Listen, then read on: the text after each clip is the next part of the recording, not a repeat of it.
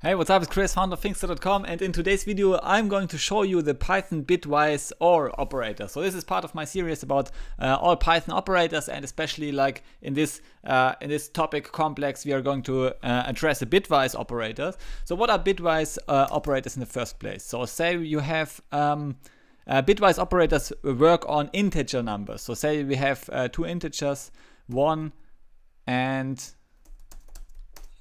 sorry about that. X equal 1 and y equals say 2, something like this. Okay, so we have two integer numbers, and now we can perform bitwise computations. So for example, the bitwise OR operator introduced with this vertical bar here. And so what does it mean? It means that it, first of all, it transforms both operands into a bit representation, so into a binary number, and then it performs the operation bit by bit. So you have the ith position of both operands, of the x operand and the y operand. So I should say x or y. So both of those operands actually are then performed bit by bit. So first we look at the position 0, then position 1, then position 2, then position 3 of both binary numbers. Okay, so that the result would be in this case 3. So now why is that? Maybe let's have a quick example. So we have the number x is 1 as a decimal number, and we could transform it into a binary number, say with 8 bits. 1, 2, 3, 4, 5, 6, 7, 8. So this would be the binary conversion of the number x equals 1. So now say we have the number x equals 2 as a decimal number. So this is our integer representation. Now in this case, the binary value of this number, or the binary stream of bits, would be 0, a lot of zeros in the beginning, and then we have 1 and 0. So why is that? So basically each position is a power of the number 2. So we have 2 to the power of 0, it's the first position, and 2 to the power of 1 is the second position. So we have 0 times 2 to the power of 0 plus 1 times 2 to the power of 2, which is then the decimal number 2, right? And the result of the operation x bitwise or y would be, so I just maybe align them nicely. So then basically we check for each position for this bit and this bit whether at least one of those bits is 1. Okay, so it basically performs a logical OR on those two bits at a certain position. Okay, so it checks logical OR this one or this one, and the result is 0. Okay, so and we have a lot of zeros in this case because not a single one of those bits is actually 1, but here we have the result is 1, and here for the next one the result is 1 as well. Okay, so it performs simply the logical OR on the binary number, on the binary representation of those numbers. Okay, so this would be the binary result, but then Python internally transforms this back into the decimal number, and the decimal number of this binary would be 3, right? So we have 1 times 2 to the power of 0 plus 1 times 2 to the power of 1. So we have 2 to the power of 0 plus 2 to the power of 1, and this is 1 plus 2 equals 3. Okay, so that's why the result of x bitwise or y is 3. Okay, so I hope you got this basic example how the bitwise OR operator works. Now we are going to address a couple of minor questions that will improve your understanding of binary numbers and how it works for different border cases. Okay, first of all, we can look at a couple of, say, examples with negative binary numbers. So how does this work? So we can, for example, have, say,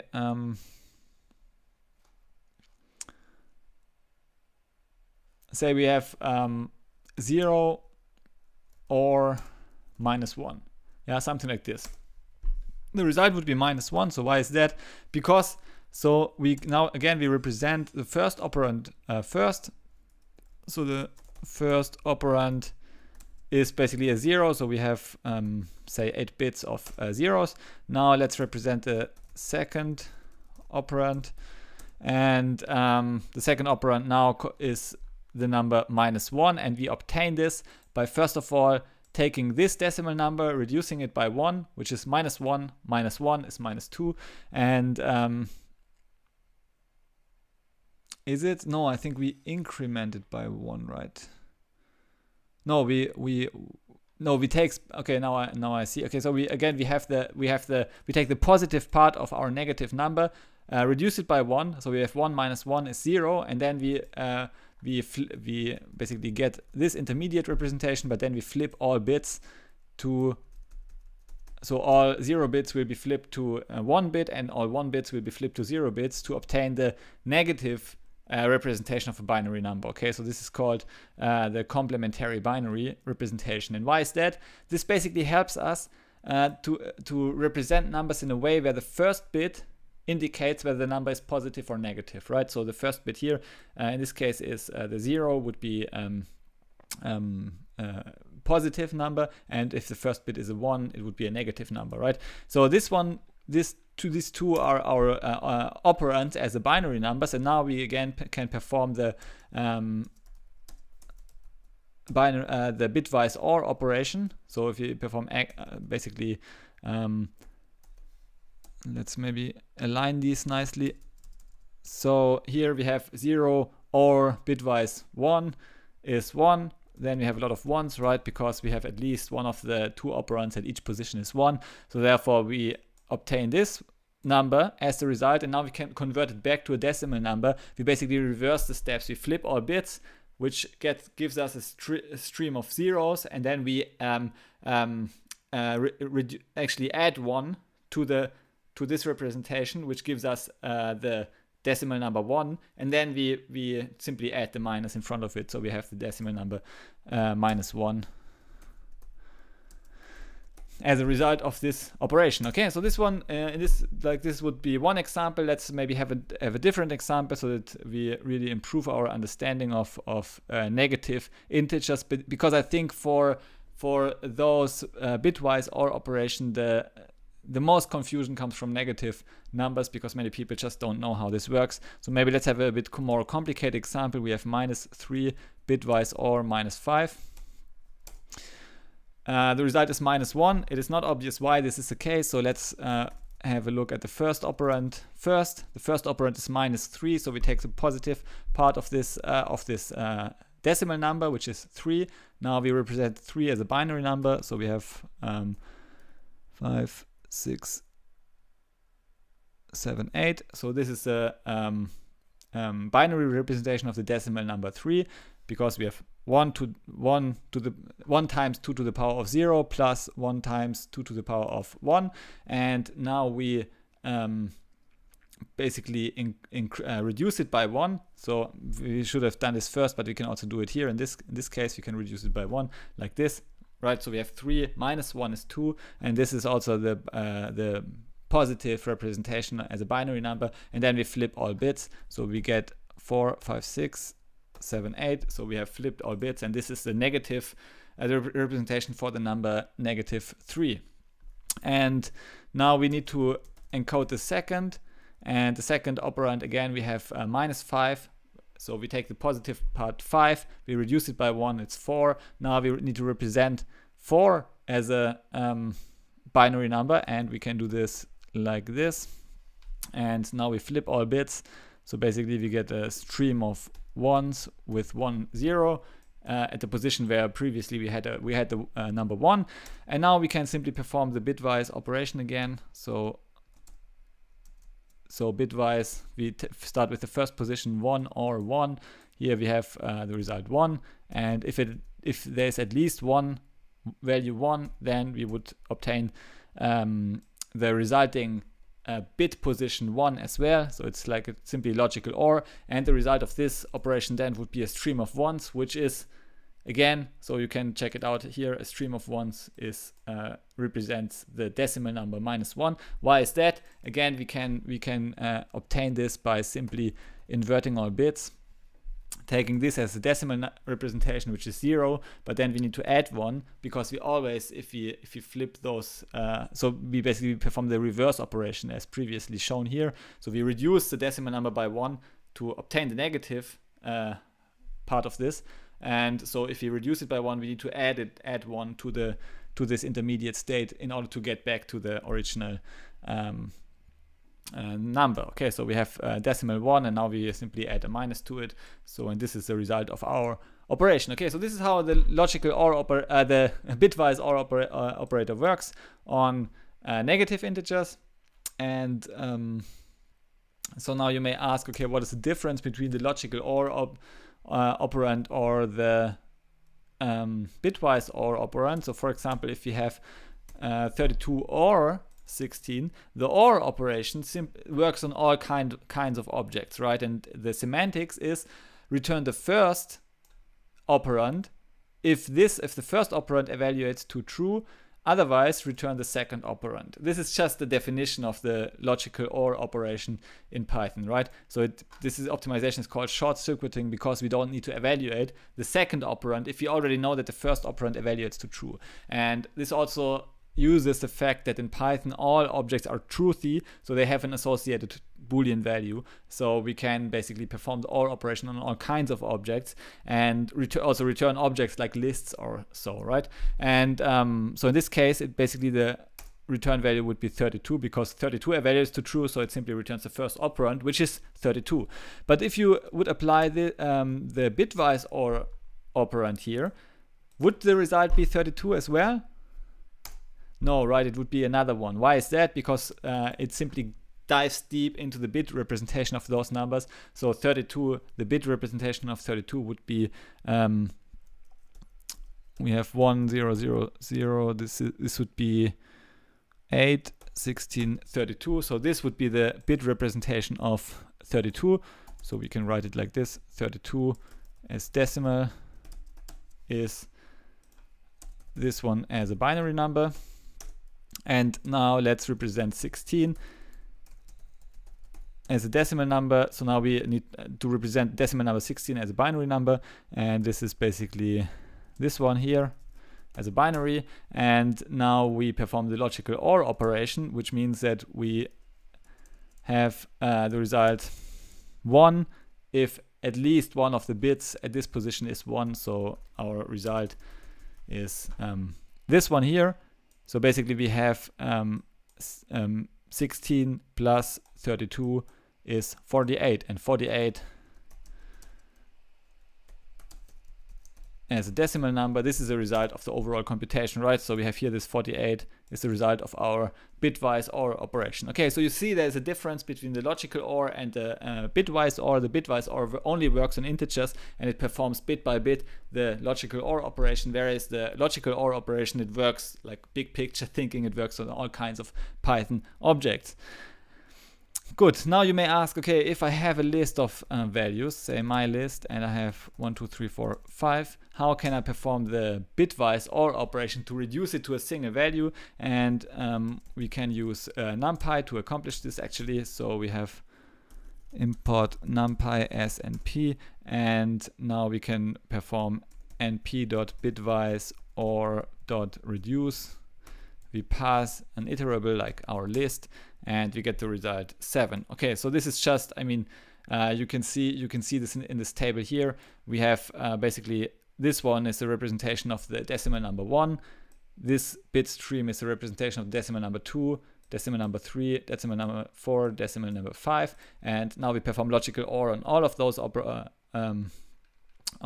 those which means that basically if at least one in a given column, one number is flipped or has a bit representation of 1, then our result will be 1 as well. So we obtain as a result of all of those operations, so the like collapsing a list or an iterable of numbers could also be a set into a single value, we would obtain the result 0, 1, 1, 1, and we have, and this basically is a decimal of 7, right? So we have 1 times 2 to the power of 0 plus 1 times 2 to the power of 1 plus 1 times 2 to the power of 2, which is 4 plus 2 plus 1, which is 7.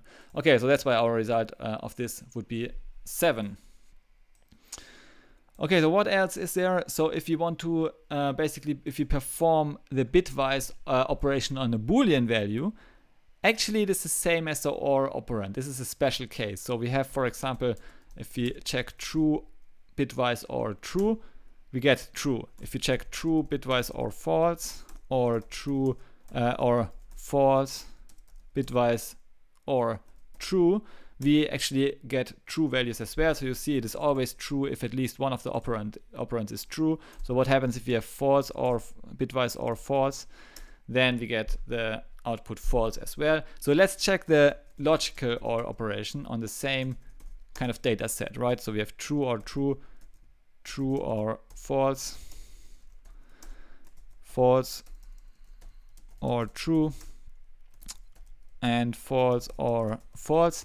And you see those 4 cases, they basically produce the same output. So if you use this operator, the vertical bar operator, on Boolean values, it actually performs, it is semantically identical, it's syntactical sugar of the logical OR operation. This is a border case because it also, like the applying it to Boolean values is the same as doing it on a bitwise basis, right? Because a bit value is and a Boolean value are just exchangeable. They're actually the same. Okay, we have the Boolean value true could be represented by an integer or a bit value 1, and the Boolean value false could be represented by 0, bit value 0. So therefore, it is like an operation on 1 bit, and that's why they both are the same. If both operators are the same, if you have Boolean operands.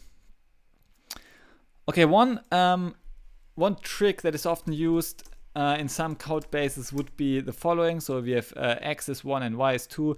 Now we can perform this strange looking operation. This is called the bitwise OR assignment operator. So this is an assignment operator. Maybe you have seen another assignment operator, which is this plus equal symbol. So basically you can also, instead of having a plus, you can have any other operator, such as the vertical bar, which would be the bitwise operator, to actually perform to first, like as a shorthand for this operation.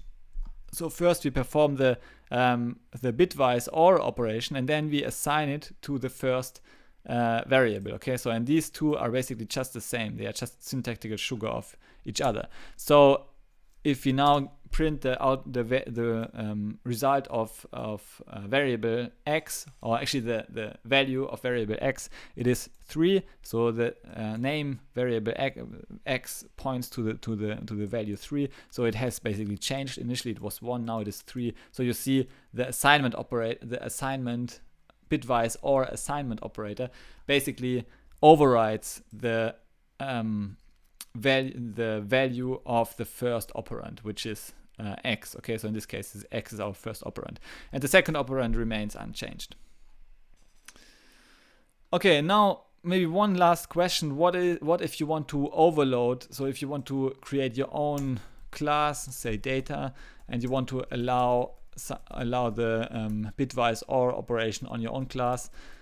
So first of all, let's define an attribute, so say data attribute, and we have x equals data 3 and y.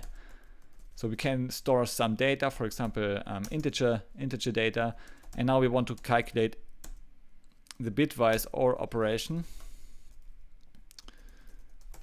on 2 objects of the type data, right? So you could think of this, would this already work? No, it throws an error because this logical OR, this vertical bar operation, is not defined on our custom data items or data instances. So we need to define it. How can we do it? This is called operator overloading of Dunder methods or magic methods, and we can simply overload the Dunder OR method. We have a reference to ourselves, to the instance on which it is called, and to another instance, and now we return a new object of type data, and we pass self data bitwise or other.data. So in this case, basically we create a new instance, and the instance is filled with a new data item, and the new data item arises from it could be anything, right? Could be any operation you use here to create a new data item, but we just use this bitwise OR operation to actually reduce it, to actually allow bitwise OR operation as well. So now the operator should work. And you see if you run the code, we obtain the result 7. Okay, so this works. Good, I think it's enough for today's video for the bitwise OR operator. I hope you have learned something out of it, and in the next video we are going to look at the bitwise NOT operator and check out other bitwise operator like bitwise XOR and so on in the subsequent videos. Okay, thanks for watching this video and see you in the next video. Bye.